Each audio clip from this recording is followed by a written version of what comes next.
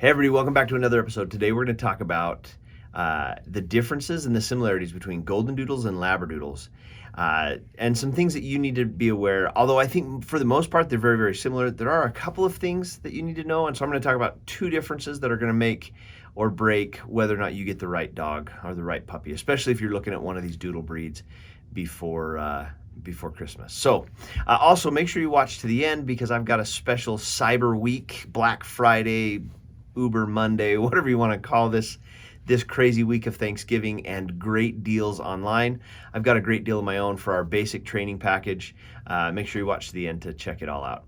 So let's get to the video and let's talk some doodles.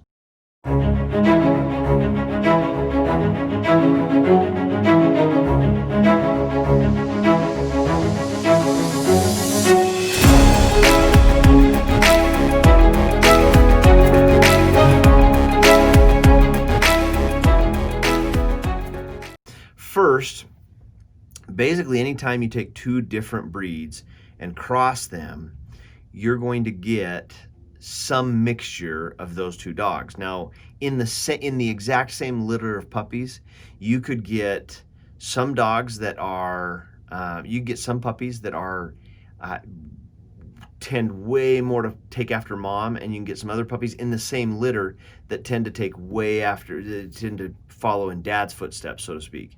And so when it comes to the doodles, Labradoodles and Goldendoodles, the doodle is the consistency, or I guess I should say the poodle is the consistent breed and mix. So I'm not going to talk much about the poodle. I want to talk a little bit about the similarities between Labradors and Golden Retrievers and some of the things that you need to be aware of. Both of these breeds, Labradors and Golden Retrievers, are both working dogs, and they both need a lot of exercise. They need to be getting out. They need to have some room to play. A fenced backyard where you can put them outside and let them just kind of go haywire, and kind of get their energy out. It's going to be really, really ideal. Can Goldendoodles be in apartments? Yeah, they can, but I think it really lends itself, they have a tendency to succeed better in that situation if you have an active lifestyle. If you are taking your dog out into the car and you're going out to the park or you're going on hikes, that's where a Goldendoodle and a Labradoodle are going to succeed most if you're living in an apartment or kind of a real small community. So they're both working dogs and they need a lot of exercise. The other thing that you need to know about them is that they both shed. In fact, they're profusive shedders. We'll talk about the differences in their shedding in a minute, but just the fact that they're both shedders, that means that a first generation cross between a poodle and a Labrador or a poodle and a Goldendoodle, if you don't know what to look for, you have a pretty good chance of getting a dog that's going to still shed a little bit. Probably less than the Labrador or Golden Retriever, but probably still going to shed. I've got a brother-in-law who they got a Labradoodle that looks more like a Goldendoodle to me. I think it resembles a Golden Retriever more than it does a Labrador. But all things aside, they've got a Goldendoodle, they've got a Labradoodle that sheds like crazy, and that's just the way it is. In that same litter, that guy Finn's litter mates had some coats that were more curly, and my guess is that if you were to go find them, they're probably shedding way less than Finn does. So here's what you're going to look for in a puppy. When you go look, even at 5 or 6 weeks, as you're starting to make your picks, even as early as 4 weeks, you'll start to notice a wave in the dog's coat. The wavier the coat, the more that puppy is going to follow after the poodle parent and not shed.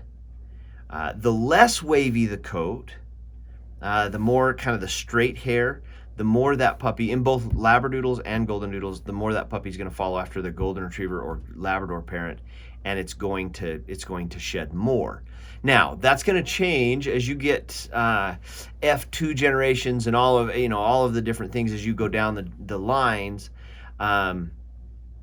And you get farther away from that original first generation crossing of the Labrador and the poodle, or the Golden Retriever and the poodle. Breeders who know what they're doing have a better chance of getting you a puppy that's not going to shed.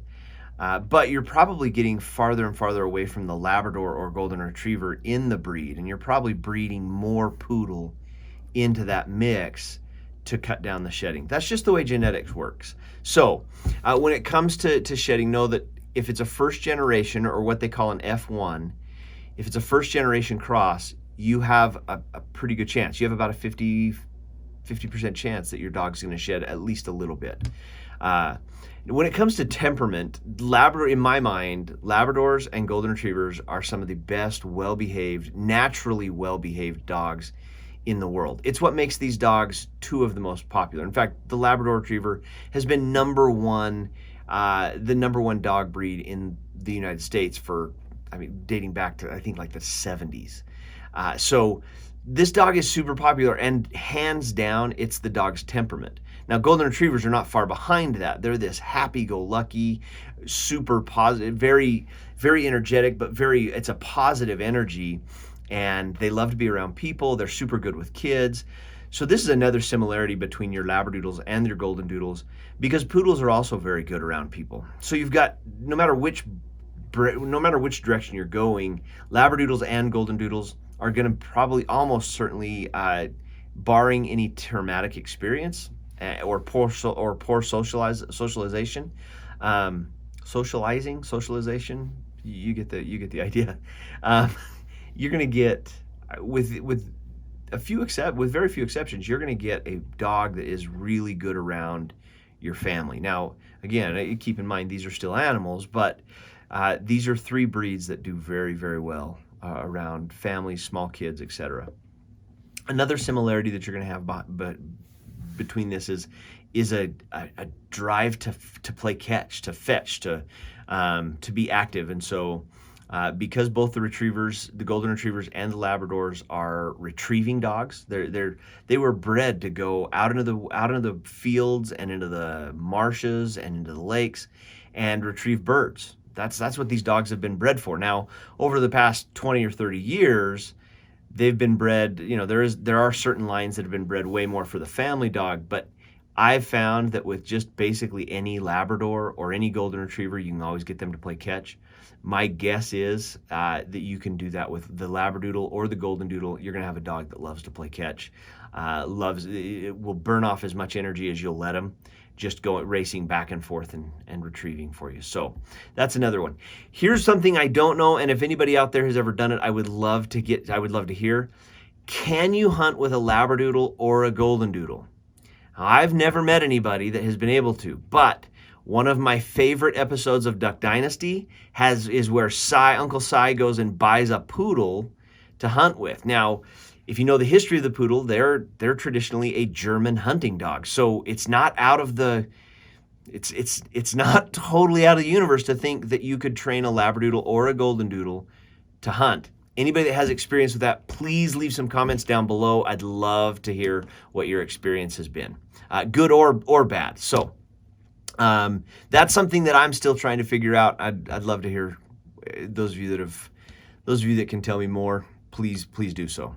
All right, let's talk about the two significant differences that are going to that may make up your mind as to whether or not you get a Golden Doodle or a Labradoodle.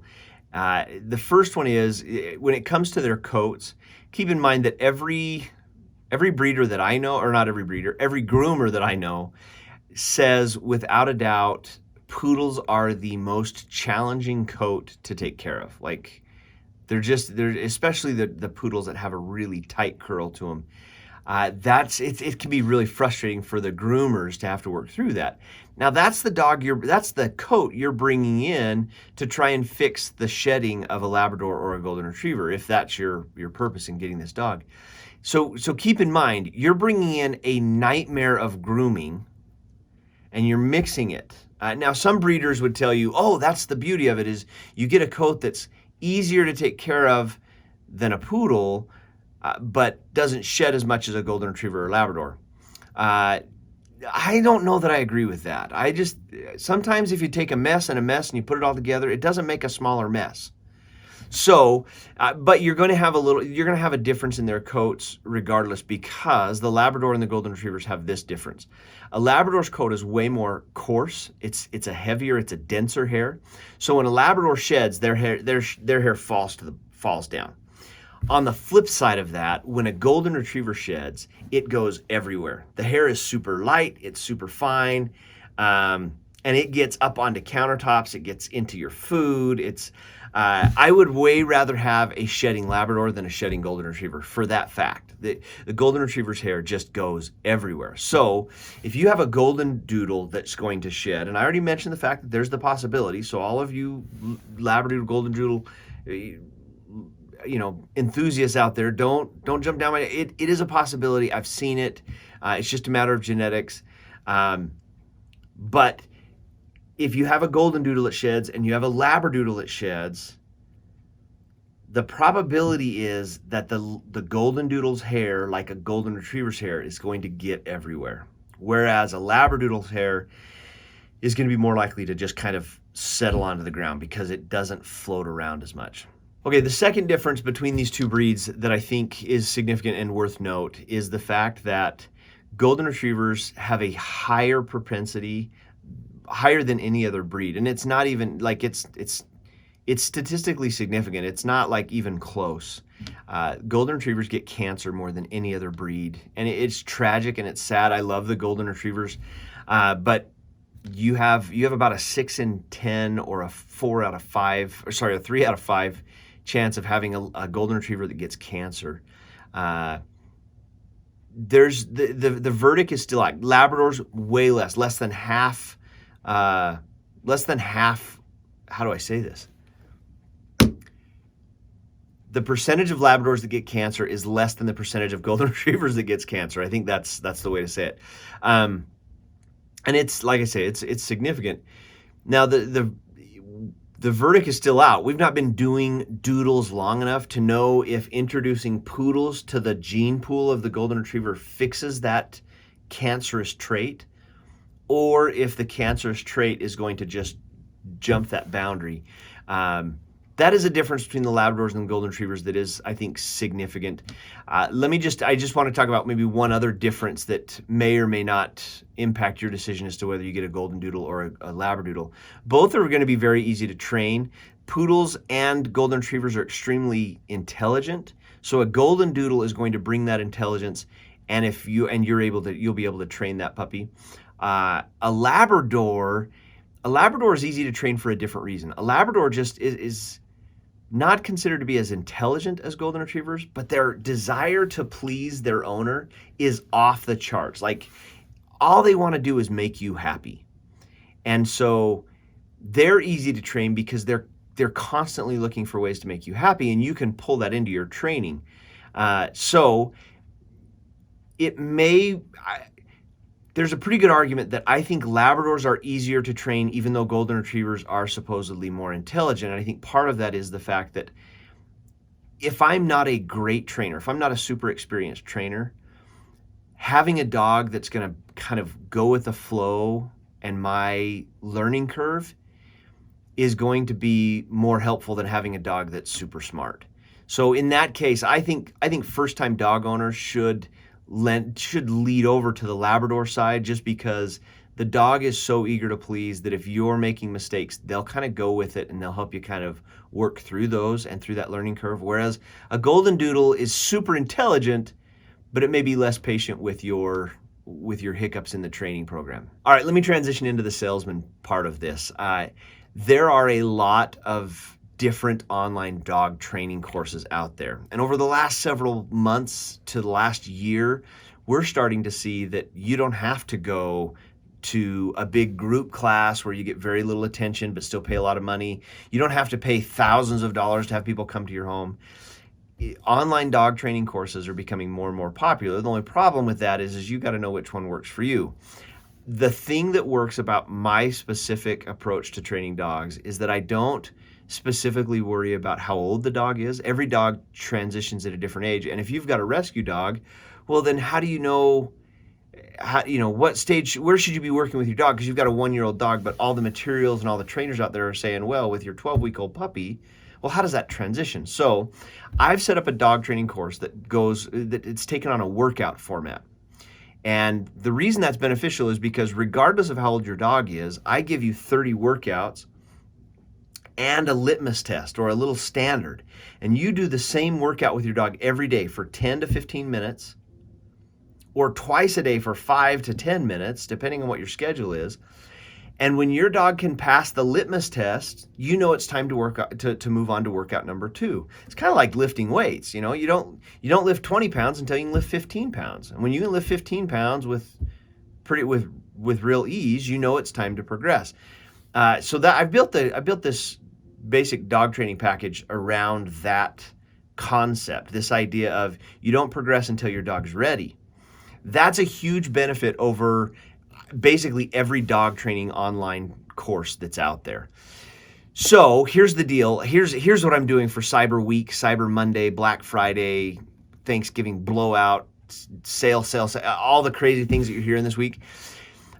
January 1, 2021, I'm launching an all-encompassing, massive dog training site. Dog Focus Training is going to upgrade from just the basic online course to an all-encompassing everything you need to know about dogs. We're going to have veterinarians on there. We're going to have fact sheets. It's going to be basically the go-to place for dogs.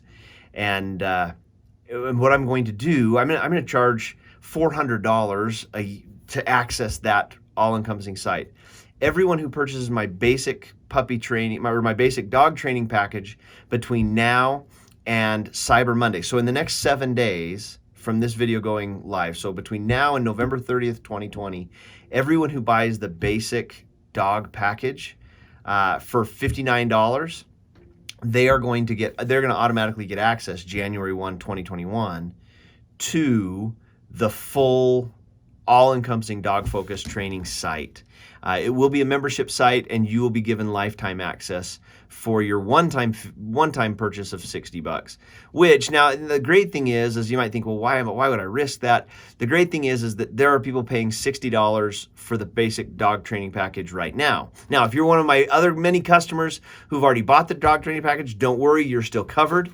But after November 30th, starting December 1st, the basic training package price of $60 is only going to buy you the basic training package price. Starting December 1st, there's going to be an upsell. I'll upsell, just like everyone else on the internet's doing right now. There will be an upsell, and I'll try and convince everybody to buy the membership package. But for those of you watching the video this week, go to Dog Focus Training, spend the $60, get the dog training package, especially if you're going to get a dog this Christmas or you're going to get your kids a dog. This will be the single, aside from getting the dog, this will be the single most important decision you make to make sure that your dog's successful and has a good experience in your home and with your family. So jump over there right now. The link's down below, dogfocustraining.com, and I'll see you in the site.